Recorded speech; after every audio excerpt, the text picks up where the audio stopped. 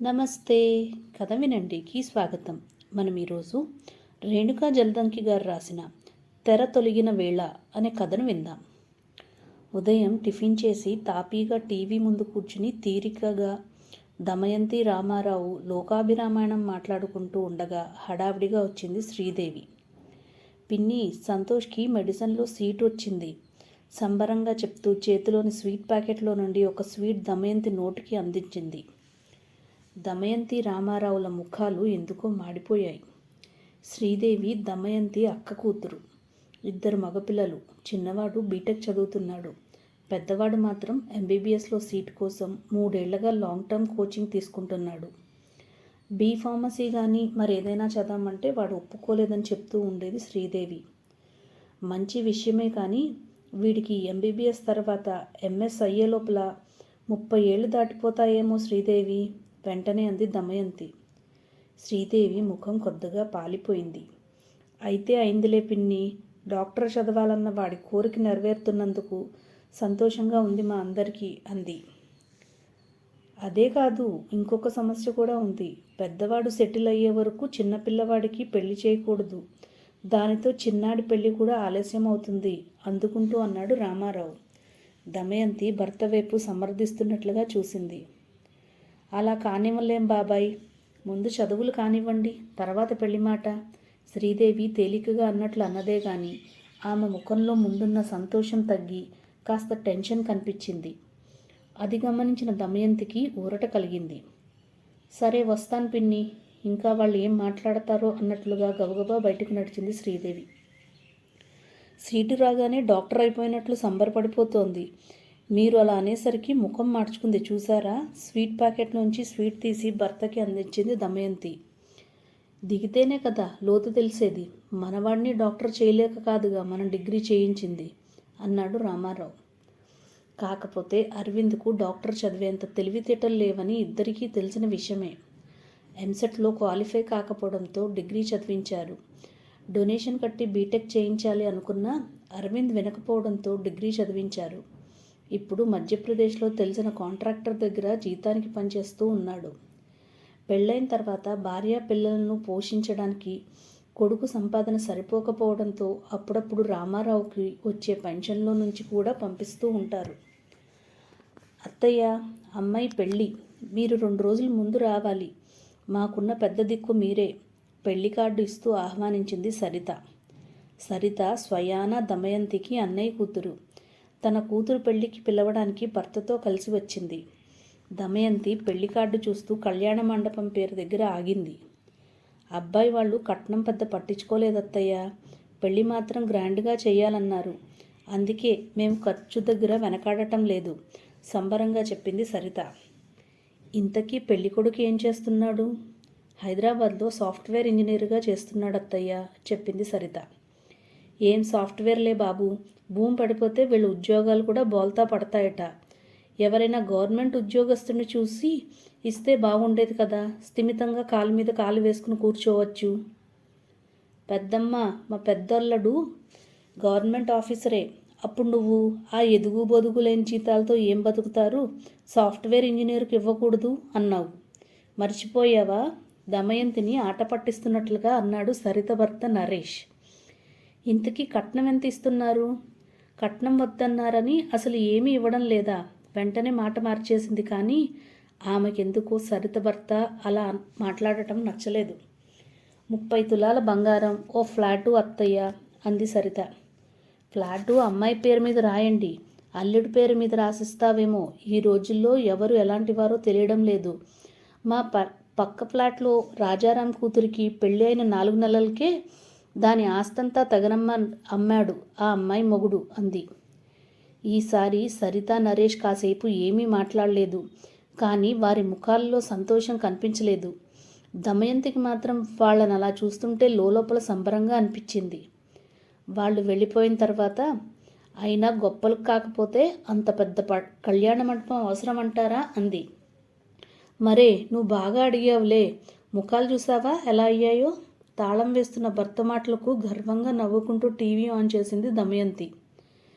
Breaking news. Peddapuram వద్ద అదుపు తప్పి వంతెనను ఢీకొని నదిలో బోల్తాపడిన బస్సు టీవీలో పెద్ద స్వరంతో చెప్తున్నాడు యాంకర్. ఇద్దరూ ఆసక్తిగా చూస్తూ సోఫాలో కూర్చున్నారు. నదిలో పడటం అంటే ఒకరు కూడా ప్రాణాలతో బయటపడే ఛాన్సే లేదు, తేల్చేసింది దమయంతి. అవును, మన ఎదురు ఫ్లాటు నరసింహారావు టీచర్గా పనిచేసేది పెద్దాపురంలోనే కదూ? రామారావు హఠాత్తుగా గుర్తు చేశాడు. అవునండోయ్, స్కూల్ నుండి ఈ టైంలోనే వస్తుంటాడు బస్సులో. ఇంతకీ ఈ బస్సులోనే ఉన్నాడంటారా? ఎందుకో దమయంతి మనసులో ఓ సంతోషంతో కూడిన తుళ్ళింత. నరసింహారావు ఎంత సంపాదిస్తాడో తెలియదు కానీ ఆ భార్యాభర్తలు పిల్లలతో కలిసి నెలలో 4 సినిమాలు చూస్తారు. ఎప్పుడూ ఎగ్జిబిషన్ని, పార్కులని తిరుగుతూనే ఉంటారు. దమయంతి ఎదురింటికి వెళ్ళి కనుక్కుని వస్తానంటూ లేచింది.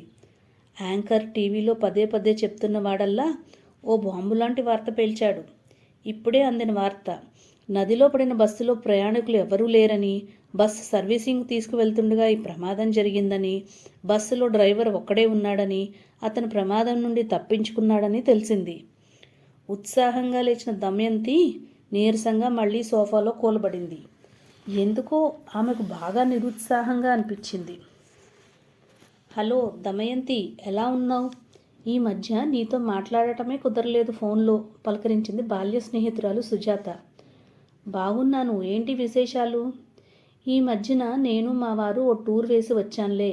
కాశ్మీర్, సిమ్లా, డార్జిలింగ్, ఊటీ అన్నీ చూసాం. నీకు ఫోటోలు పెడతాను చూడు, చాలా ఎంజాయ్ చేశాంలే, సుజాత చకచకా చెప్తోంది. ఆమె స్వరంలోని సంతోషం దమయంతికి అసహనంగా అనిపించింది. డబ్బు దండగ తప్పితే ఏమైనా ఉందా సుజా? యూట్యూబ్ ఓపెన్ చేస్తే ఎంత మంచి వీడియోలు ఉంటున్నాయి. అన్ని ప్రదేశాలు కళ్ళకు కట్టినట్లు కనిపిస్తుంటే వృధాగా డబ్బు ఖర్చు పెట్టడం అవసరమా?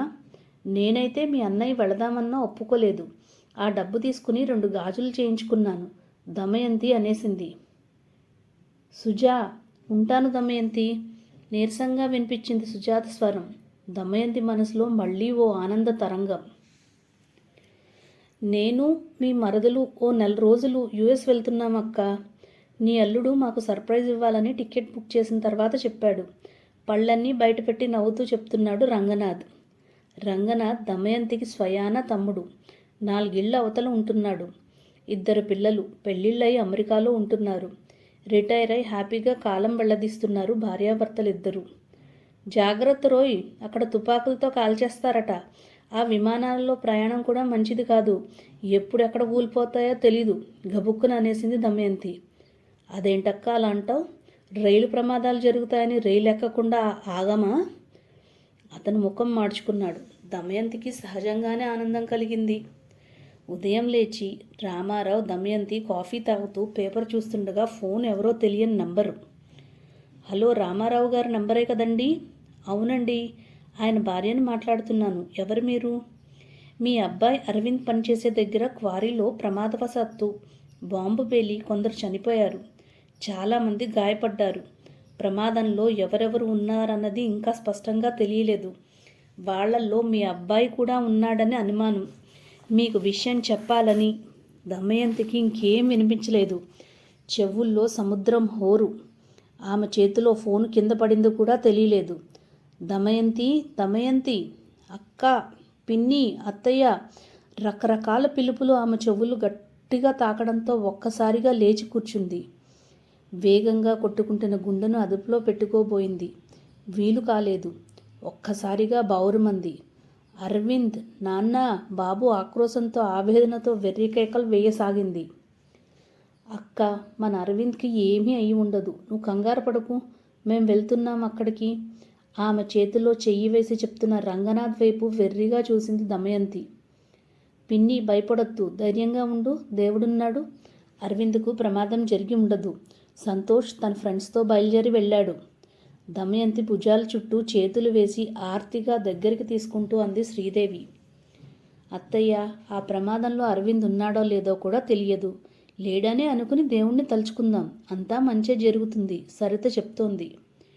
ముందు ఆమెకు కాస్త మంచినీళ్ళు తాగిచ్చండి, ఎదురు ఫ్లాట్లో ఉన్న టీచర్ నరసింహారావు గారి భార్య ఉమా అంది. దమయంతి కళ్ళు తిప్పి పక్కకు చూసింది. భర్తను భుజాల చుట్టూ చెయ్యి వేసి పట్టుకుని ధైర్యం చెప్తున్న నరసింహారావు కనిపించాడు. ఓ 2 గంటల తర్వాత, పిన్ని, సంతోష్ ఫోన్ నీతో మాట్లాడతాడట. ఫోన్ దమయంతికి ఇచ్చింది శ్రీదేవి. అమ్మమ్మ, కాన్ఫరెన్స్ కాల్ కలిపాను, అరవింద్ మామ మాట్లాడుతున్నాడు విను. సంతోష్ స్వరంలో సంతోషం.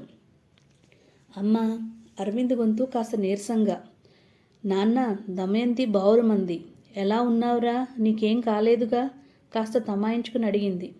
చిన్న చిన్న దెబ్బలేనమ్మా, పర్లేదు. డ్రెస్సింగ్ చేసి మందులు ఇచ్చారు. నా ఫోన్ అక్కడే పడిపోయింది. అనవసరంగా మీకు చెప్పి ఎందుకు కంగారు పెట్టడం అనుకున్నాను. తీరా చూస్తే మీకు ఎవరో ఫోన్ చేశారని, నువ్వు కంగారు పడుతున్నావని సంతోష్ హాస్పిటల్ నంబర్కి ఫోన్ చేసి కనుక్కుని నీకు ఫోన్ కలిపాడు. ఉంటానమ్మా, దిగులు పడకండి, ఫోన్ పెట్టేశాడు. అమ్మమ్మ, విన్నావుగా, మా అమ్మ బాగున్నాడు, దిగులు పడకు, ఫోన్లో చెప్తున్నాడు సంతోష్. దమయంతి ఒక్కసారి గట్టిగా ఊపిరి పీల్చుకుంది. సంతోష్, మెడిసిన్లో సీటు వచ్చిందంట కదా, బాగా చదువు.